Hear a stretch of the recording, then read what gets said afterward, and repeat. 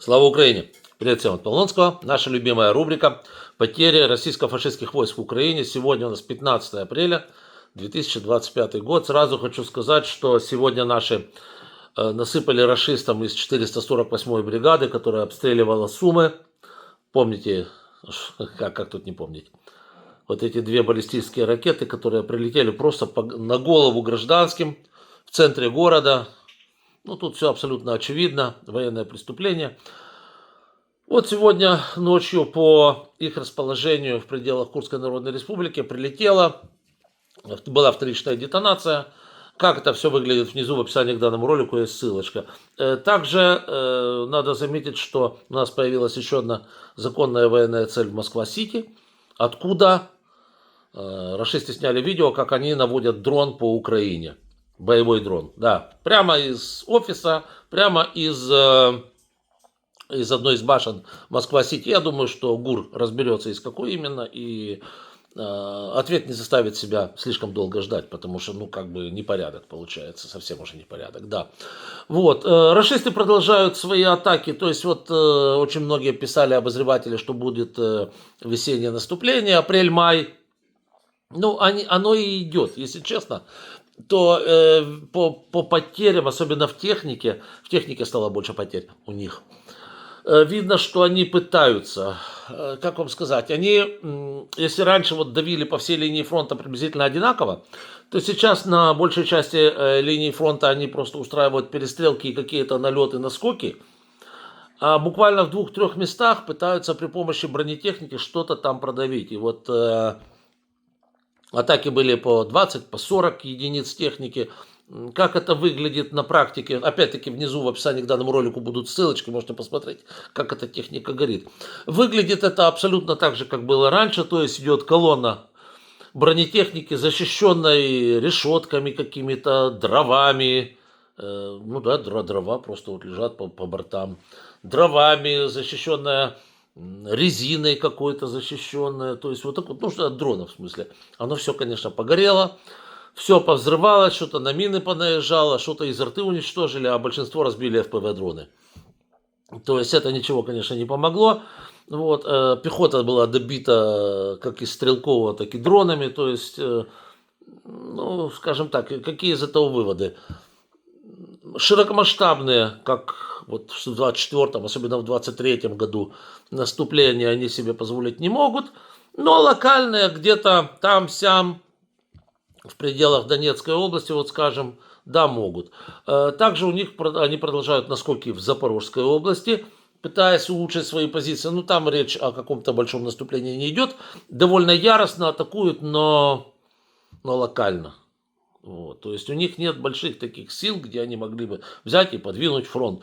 У них есть силы на уровне там полка, например. Да, вот тут вот собрали танков, 15 штук им придали, они эти танки послали вперед, их сожгли. На этом все. Вот так вот, да. За вчерашний день было у Кондропуплина отправлено курсом русского военного корабля 1180 вооруженных путинских федерастов.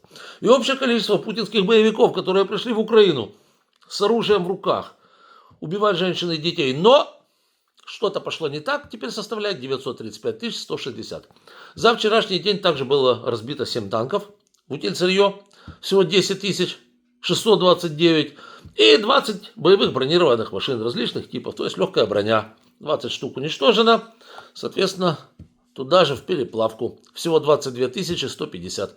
Наши прекрасно работают по артиллерийским системам сейчас, по минометам, по пушкам. 68 за прошедшие сутки. Всего 26 290. Цифры такие, что и выговорить сложно сразу. 2 единицы РСЗО, ракетных систем залпового огня. Каких именно, я вам не скажу, сейчас нету этих данных.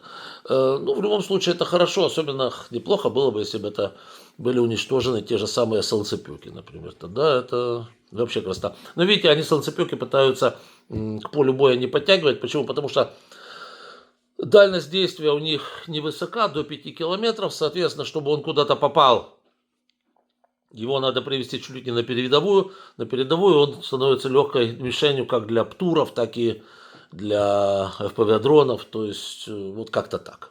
Боятся они их привозить. Дальше, два средства ПВО, это отлично, всегда, как говорится, чем больше мы у них ПВО выбьем, тем лучше, тем проще нашим дронам будет до Москва-Сити там долететь, и вот как раз залететь вот к тем товарищам, которые боевым дроном значит, посылали его по Украине. Ну и мы наблюдаем, да, мы наблюдаем сейчас, как действует замечательное перемирие, вот это вот воздушное, да, или как он там его называл, у Трампа. 147 дронов сбито за прошедшие сутки. Ну, представьте себе, что это значит, да? То есть Путин, конечно, просто чихать хотел на все, что он Трампу там говорит, и продолжает атаковать. Интересно, кстати, вот такой еще момент. Да, я уже закончу за дроны. 147 за день, 32 691 всего, да. Так вот, что интересно, значит, обещать-то он ему обещал, и все такое, но наши вчера шандарахнули по Курской Народной, там, где, значит, вот локация вот этих вот бандитов путинских.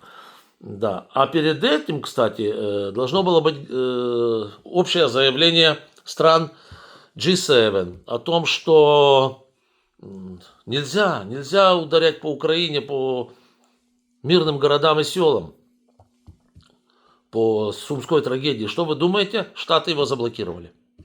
Это аут, ребята, это просто аут. Это называется днище за днищем. Знаете, я сейчас буду, вот я не удивлюсь ни разу, если сейчас Штаты, например, предложат на G7 осудить Украину за то, что мы ударили в ответ вот по располаге вот этой вот ракетной бригады, которая обстреливала Сумы. Если они это сделают, я вот честно, лично я не удивлюсь, я думаю, вы тоже вряд ли. И также вчера был прекрасный день по уничтожению российской автомобильной техники. 210 штук, не знаю, является ли это рекордом или это близко к рекорду, но вот 210 штук за один день, это накноцкали у них капитально. Да, всего 44 339. Ну, автотехника у них, скажем так, расходный материал. Они на ней в атаку ходят на этих гольф-карах, на уазиках каких-то, на хрен знает чем, на небронированной технике, садят туда одноразовых чмобиков, посылают их к чертовой матери, не давая координат. Говорит, едь туда и воюй. Но он едет, его там, как говорится, прибили. Ну, на этом, собственно говоря, и все.